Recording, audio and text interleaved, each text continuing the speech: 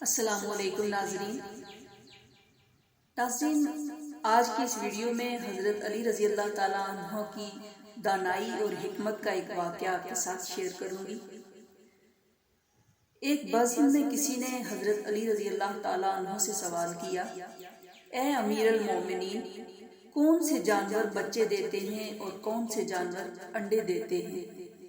امیر المومنین حضرت علی رضی اللہ تعالیٰ عنہ نے فرمایا کہ جن جانوروں کے کان اندر ہیں وہ انڈے دیتے ہیں اور جن جانوروں کے کان باہر ہیں وہ بچے دیتے ہیں۔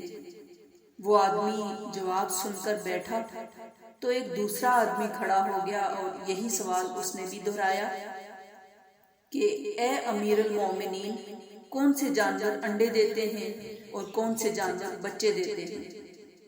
اب سائل بدلا تو اس لیے حضرت علی رضی اللہ تعالیٰ عنہ کا جواب بھی بدلا۔ امیر المؤمنین حضرت علی رضی اللہ تعالیٰ عنہ نے جواب دیا، جو جانور اپنے بچوں کو دودھ پلاتے ہیں وہ بچے دیتے ہیں اور جو جانور اپنے بچوں کو غذا یعنی دانہ کھلاتے ہیں وہ انڈے دیتے ہیں۔ دوسرا آدمی جواب سن کر بیٹھا تو ایک تیسرا آدمی کھڑا ہو گیا اور اس نے بھی یہی سوال دہرایا، اے امیر المؤمنین، کون سے جانور بچے دیتے ہیں اور کون سے جانور انڈے دیتے ہیں؟ حضرت علی رضی اللہ تعالیٰ عنہ مسکرائے اور فرمایا، تیرے لیے بھی ایک نیا جواب ہے۔ آپ رضی اللہ تعالیٰ عنہ نے فرمایا، جو جانور اپنی غذا کو چبا کر کھاتے ہیں وہ بچے دیتے ہیں اور جو جانور اپنی غذا کو صرف نگلتے ہیں وہ انڈے دیتے ہیں۔ جواب سن کر سارے مجمع پر حیرانی چھا گئی اور ہر کوئی خاموش ہو گیا۔